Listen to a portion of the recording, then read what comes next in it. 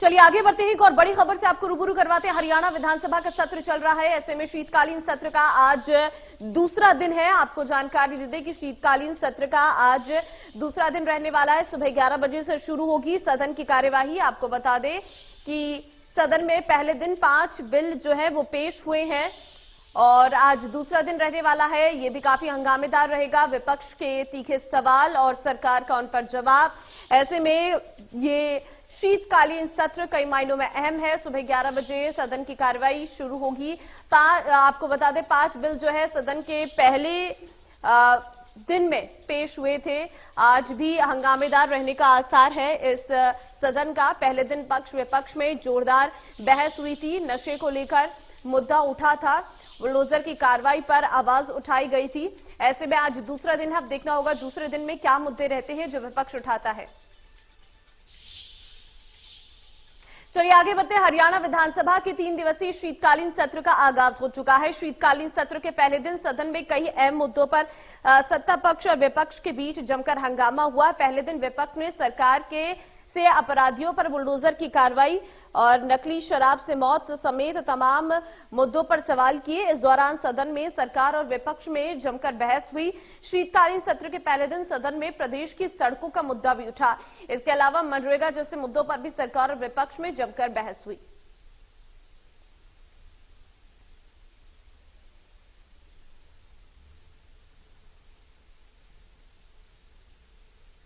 हरियाणा विधानसभा के शीतकालीन सत्र के पहले दिन सदन में कई मुद्दों पर जमकर हंगामा हुआ। वहीं पहले दिन इनेलो विधायक अभय चौटाला ने सदन में नशे तस्करों के खिलाफ बुलडोजर से हो रही कार्रवाई का मुद्दा उठाया। अभय चौटाला के सवाल का जवाब देते हुए सीएम मनोहर लाल ने कहा कि प्रदेश में नशा को जड़ से खत्म करने के लिए राज्य सरकार ने सख्त कदम उठाए हैं। नशा तस्करी में शामिल जो भी लोग हैं उन पर कानूनी रूप से सभी प्रकार की कार्रवाई की है और उनकी अवैध संपत्तियों को चिन्हित कर उन्हें तोड़ा गया है। मेरा जो इसमें क्वेश्चन है, जो चीज मैं आपसे जानना चाहता हूं मंत्री महोदय, केवल एक ही है कि नशा तस्करी के अंदर घर में एक व्यक्ति शामिल हो जाए, 2 हो जाए, सामूहिक परिवार है और सामूहिक परिवार की संपत्ति है, क्या आप सामूहिक परिवार की संपत्ति को नष्ट कर दोगे?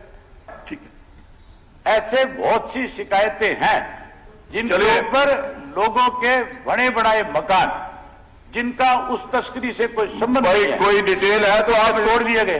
कोई आपके पास डिटेल है क्या? मैं आपको एक चीज, कोई आपके पास डिटेल? अबे जी, आप मेरी बात तो सुन ले। कोई डिटेल है क्या? डिटेल ही बता रहा हूं। हाँ बताओ, डिटेल दे दो। आप अपने आप लिख करके दो से पूछे।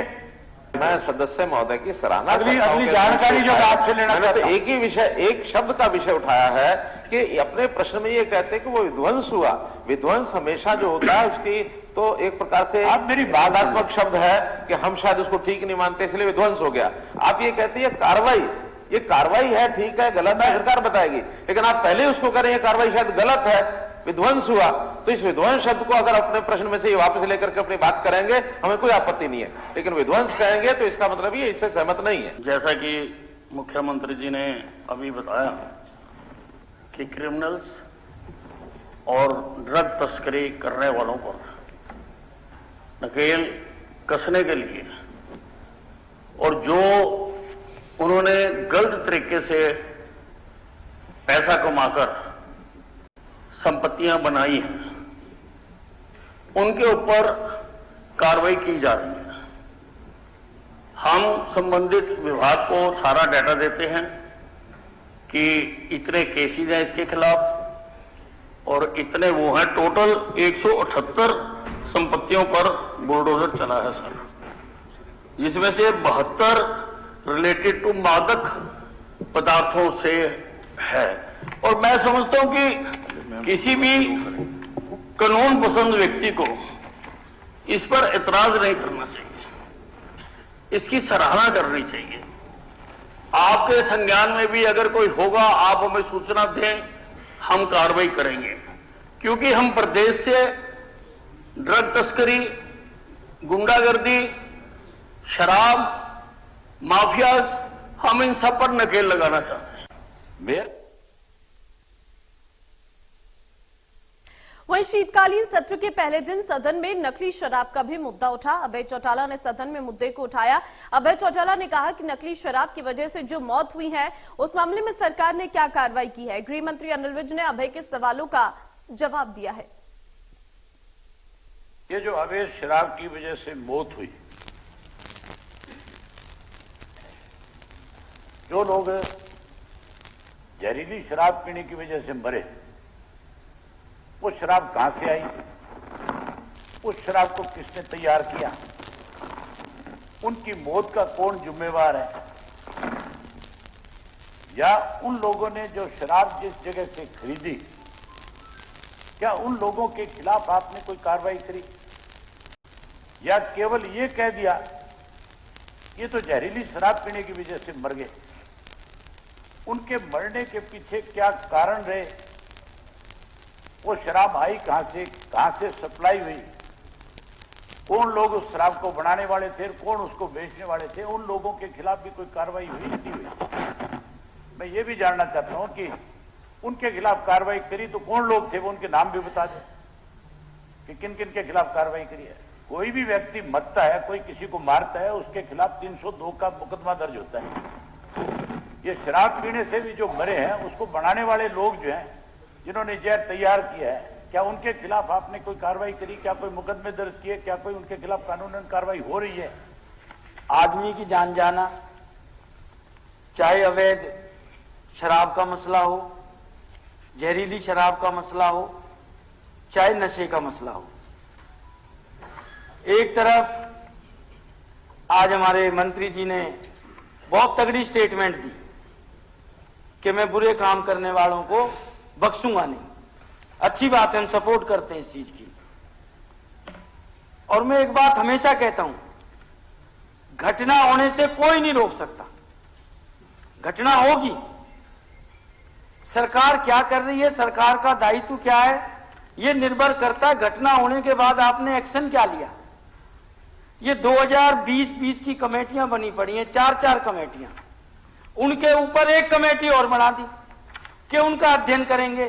भाई एक्शन क्या है, कौन अधिकारी शामिल थे, किसकी वजह से घोटाला हुआ, अवैध शराब कौन बिकवा रहा था। वही वाली बात है कि चुईया भी अंदर गई क्या आज तक, किसी पे कोई एक्शन क्या हुआ। अब 1 सदस्यीय कमेटी है, 4 कमेटियां पहले हैं जवाब में, उसके ऊपर एक कमेटी और बना देना जब तक 2024 आ जाएगा। पर एक्शन कब होगा मंत्री जी, एक्शन चाहिए। हरियाणा की जनता आपसे उम्मीद कर रही है कि जिस हिसाब से आपके बारे में कहा जाता है। और दूसरा, आज हमें बड़ी शर्म आती है, हम एनसीआर के पार्ट हैं, हमारे बच्चे इस नशे के अंदर डूब रहे हैं, हमारे बच्चे जा रहे हैं जवान। फरीदाबाद में ओवरडोज की वजह से जवान बच्चे चले गए और किसी को कुछ नहीं हो रहा। चाहे करप्शन की बात कर लें, चाहे इन मामलात की कर लें, चाहे और किसी चीज की कर लें। आज हरियाणा के बारे में एक चीज फेमस हो गई है देश के अंदर, एनसीआर के अंदर बैठे हम, हरियाणा में everything is purchasable and manageable. जो शराब के बारे में सूचना आई थी, उसके बारे में मैंने एक एसआईटी बनाई थी, टीसी गुप्ता जी की रहनुमाई में। उन्होंने जो रिकमेंडेशन दी थी उसमें 2 थी, एक तो अधिकारियों के खिलाफ कार्रवाई करने के लिए और एक विजिलेंस जांच के लिए, जो चीफ सेक्रेटरी की अध्यक्षता में कमेटी बनी थी।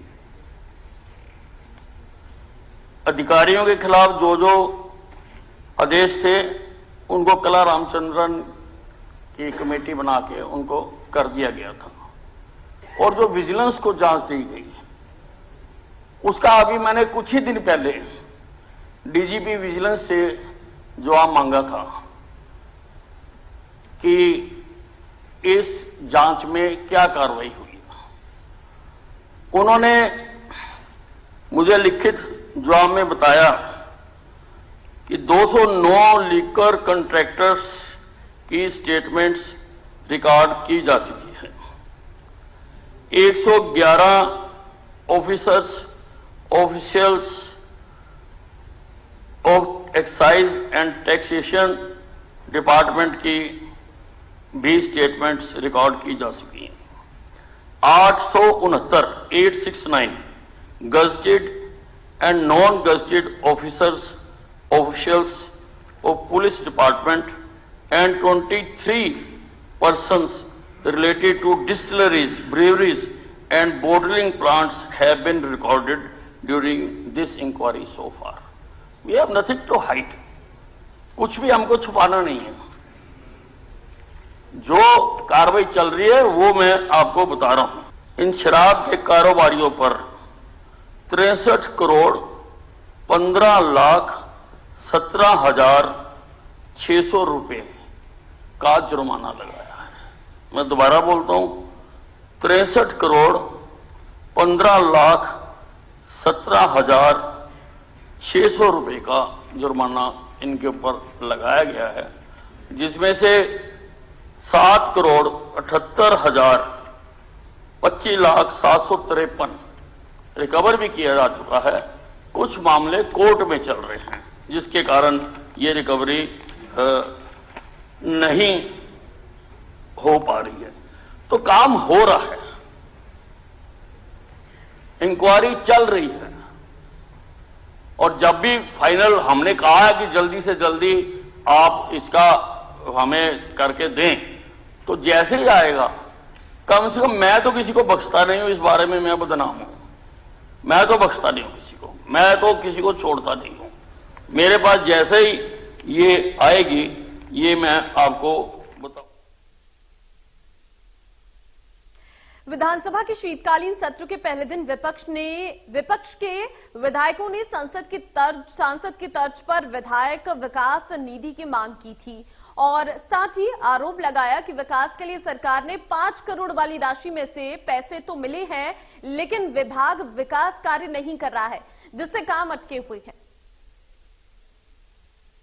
सवाल जो है वो एमपी लेड की तर्ज पे एमएलए लेड शुरू करने का है. इसे कंफ्यूज वेगी से और एचआरडीएफ के फंड से जो 5 करोड़ दिया गया उसका नहीं है. हमारा ये है कि विधायक बनने के बाद और प्रदेशों में भी जब इस तरह का प्रावधान है, तो हरियाणा में भी हम जो है मांग करते हैं आपके माध्यम सरकार से कि वो विधायकों को कुछ जो अपनी निधि है जो एमपी के और अन्य राज्यों में विधायकों को मिल रखी है, इसी तरीके से यहां शुरू करा जाए. और जो माननीय मुख्यमंत्री जी ने करा, 2 साल से पैसा खातों में गया हुआ है, लेकिन उसे विकास नहीं हुआ. ये फेलियर गवर्नमेंट की है, हमारी नहीं. हमने तो अपने आइडेंटिफाई करके काम दे दिए, उन पे पैसे पहुंच गए, लेकिन काम हुए नहीं हुए वो सरकार का काम है, विधायक का काम नहीं है कि उसको सेक्रेटरी से और उससे पूछता रहे. ये 2 साल तो हो गए, हम तो यही मान लेते हैं कि देने की नियत ही नहीं होगी, काम कराने की नियत ही नहीं होगी. वहीं सीएम मनोहर लाल ने सदन में जवाब देते हुए कहा कि अलग से विधायक विकास निधि की कोई जरूरत नहीं है. सरकार ने हर विधायक को विकास कार्यों के लिए 5 करोड़ की राशि मंजूर की है, जिससे कोई भी विकास कार्य किया जा सकता है. किसको देना किसको लेना, इस बहस में हम लगे रहते हैं. आखिर हमारा उद्देश्य क्या है? हमारा उद्देश्य है कि अपने क्षेत्र के अंदर हम ज्यादा ज्यादा विकास के कार्य करा सकें, और जब ज्यादा ज्यादा विकास के कार्य करा सकते हैं तो किसी एक योजना में होता है, दूसरे में नहीं होता, ऐसा नहीं है. हमने अलग अलग जितनी भी योजनाएं दी हैं, मेरे मित्र कह रहे थे कि वैगी तो हर प्रदेश में है. मैं पहले जानकारी इनसे लेना चाहूंगा कि किस किस प्रदेश में वैगी है. जरा मुझे जानकारी दे दें कि विधायक आदर्श विधायक रहा. मैं और जानकारी भी ले दूंगा, और सर साथ में एमएलए लेड भी है. हाँ, वो तो एमपी लेड तो राज्य, मैं एमएलए लेड की नहीं बात कर रहा, मैं बात कर रहा हूं उसमें तो कहा कि वैगी, मैं अभी बात कर रहा हूं वैगी जो है सब प्रदेशों में या जिन प्रदेशों में है, एक जानकारी ये दे दें. एक बात. दूसरा, हमने हर बार सेशन के प्रारंभ में, चाहे वो पिछला 2014 में हमारी सरकार बनी तब, और चाहे 2019 में सरकार बनी तब, 5-5 करोड़ रुपए सभी विधायकों को दिए. मुझे नहीं लगता कोई प्रदेश. अच्छा, मैं सुनिए, मैंने रिपोर्ट मंगाई है, बैठिए. मैंने 5 करोड़ की रिपोर्ट मंगाई है, बैठिए, मैं बता रहा हूं. अरे बता तो रहा हूं, सुन लीजिए. मैं रिपोर्ट बता रहा हूं आपको. 5 करोड़ रुपए का जो इस सत्र की योजना में जिन विधानसभाओं में 4 से 6 करोड़ रुपए लगे हैं, क्योंकि इसमें कुछ जगह 5 करोड़ से 10-20 लाख ज्यादा हो जाता तो उसमें वो रुकते नहीं है, क्योंकि एक एस्टिमेट बन के आता है एकदम 5 करोड़ हो गया, ऐसा नहीं है।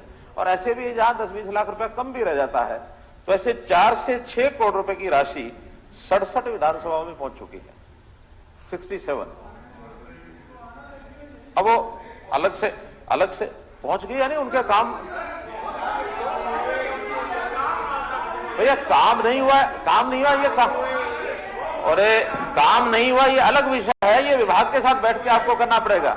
मैं तो एलोकेशन ऑफ फंड्स की बात कर रहा हूं मैं आपको, और जो पैसा दिया जाता है उसमें काम नहीं होता तो विभाग के साथ बैठ के आपको करना पड़ेगा। अगर आपने जो काम दिए हैं किस विभाग के हैं, विभाग के सेक्रेटरी से भी कभी आप मिल लोगे तो ध्यान में आ जाएगा ये काम क्यों हुआ क्या नहीं हुआ। मैं विधानसभा में बता रहा हूं, मैं बता रहा हूं ये किस किस विभाग का आपका काम है। आज तो पंचायत डेवलपमेंट का है तो आप सारे लिख के दे, नहीं और विभागों के भी। सुनिए, अरे बैठिए। पहली बात तो ये 5 करोड़ रुपए का जो विकास के काम है केवल पंचायत डेवलपमेंट के विभाग के थे, ये कभी घोषणा नहीं हुई। 5 करोड़ रुपए के आप जो काम लिख के दे देंगे उसमें फिर एजुकेशन का भी हो सकता है, उसमें हेल्थ का भी, पंचायत का भी, विकास का भी, सभी हो सकते हैं। जो आप प्रायोरिटी के 5 करोड़ के काम लिख के देंगे वो काम पूरे कराएंगे। चलिए आगे बढ़ते हैं। वहीं विधानसभा की शीतकालीन सत्र के पहले दिन की कार्यवाही खत्म होने के बाद नेता प्रतिपक्ष भूपेंद्र सिंह हुड्डा ने सरकार पर जमकर निशाना साधा। हुड्डा ने सरकार को नॉन परफॉर्मिंग सरकार करार दिया। हरियाणा विधानसभा के सत्र का शीतकालीन सत्र का आज पहला दिन है। बातचीत करने के लिए इस वक्त हमारे साथ नेता विपक्ष भूपेंद्र सिंह हुड्डा मौजूद हैं। सर, आज के सत्र की कार्रवाई की अगर बात करें, कई मुद्दे जो हैं वो विपक्ष ने आज सदन में उठाए हैं, क्या कहना चाहेंगे पहले दिन की अब तक की कार्रवाई? मुद्दे उठाए हैं, मुद्दे हैं, लेकिन कोई भी तसल्ली बख्श जो जवाब नहीं मिला, सेटिस्फैक्ट्री जवाब सरकार की तरफ से नहीं मिला, क्योंकि सरकार कोई कार्रवाई नहीं कर रही। जैसे जल भराव का उठा है, आज लाखों एकड़ जो है जल भराव के अंदर है, किसान अगली फसल बोने के लिए नहीं है। गन्ने की कीमत की बात है, गन्ने की कीमत ही अनाउंस नहीं करी और लागत बढ़ा दी, और वो सब बैठे हैं। और शुगर मिल्स की बुरी हाल है कोऑपरेटिव्स का, और जो 1 महीना तो पहले लेट शुरू करा और अब तक कोई पेमेंट नहीं करी, ना उसका ब्याज दे रहे। तो इस प्रकार से हैं मुद्दे सारे, बेरोजगारी का है, कानून व्यवस्था है, लेकिन सरकार की मैंने कई नॉन परफॉर्मिंग गवर्नमेंट है। कांग्रेस ने कई ध्यानाकर्षण प्रस्ताव जो थे वो सदन में भेजे, लेकिन बहुत कम ऐसे हैं जो एक्सेप्ट हुए हैं। ज्यादातर अधिकतर प्रस्ताव जो है वो रिजेक्ट कर दिए गए। जो मुख्य हैं, ज्वलंत हैं, वो तो रिजेक्ट कर दिए। बाकी ये दिन के 2 करने उन्हें कर देंगे। सर, मेडिकल बॉन्ड पॉलिसी जो है वो एक बड़ा मुद्दा विधानसभा में बनने वाला था, लेकिन उससे पहले ही जो स्टूडेंट्स थे वो सरकार ने जो चेंजेस किए, संशोधन किए, उसके बाद अब वो कह रहे हैं कि हम इस बॉन्ड पॉलिसी को एक्सेप्ट करते हैं। नहीं, वो उनकी मजबूरी है कि इतने दिन हो गए थे उनकी क्लास नहीं लग रही, फिर उनकी गैर हाजिरी लगती, उनका फ्यूचर स्टेक्स पे था, लेकिन ये ठीक नहीं है। इसका साफ सा है, कोई अंतर पड़ने वाला नहीं है कि गरीब आदमी का बच्चा और मध्यवर्गीय उसका परिवार का बच्चा डॉक्टर नहीं बन सकता हरियाणा में, इसी वास्ते कई सीटें खाली हैं। सर, एक सवाल, जिस तरह से सदन में एक मेंबर ने ये मुद्दा उठाया था कि जो मादक पदार्थ की तस्करी करते हैं उन लोगों के घर तोड़े जा रहे हैं, लेकिन वो इस तरह की जो विध्वंस कार्रवाई है वो नहीं की जानी चाहिए, आपका क्या मत है इसमें? देखिए, सब जगह कानून लागू करना चाहिए। तो भूपेंद्र सिंह हुड्डा हमसे बातचीत कर रहे थे और उन्होंने कहा है कि जो सदन है इसमें कई मुद्दे जो हैं वो विपक्ष के द्वारा उठाए गए हैं और इन मुद्दों पर जो सरकार है वो फेल नजर आ रही है। विपक्ष को संतोषजनक जवाब जो है इन तमाम मुद्दों को लेकर सदन में मिलते हुए नजर नहीं आ रहे हैं। कैमरा पर्सन मोनू कुमार के साथ साक्षी शर्मा, इंडिया न्यूज हरियाणा, चंडीगढ़। वहीं नेता प्रतिपक्ष भूपेंद्र सिंह हुड्डा ने सदन में खेतों में जल भराव का मुद्दा उठाया है। उन्होंने कहा है कि सरकार को जल भराव से खराब फसलों की गिरदावरी करवानी चाहिए और खराब फसलों का उचित मुआवजा देना चाहिए। हुड्डा ने कहा कि सीएम को खुद किसानों के बीच जाकर जायजा लेना चाहिए।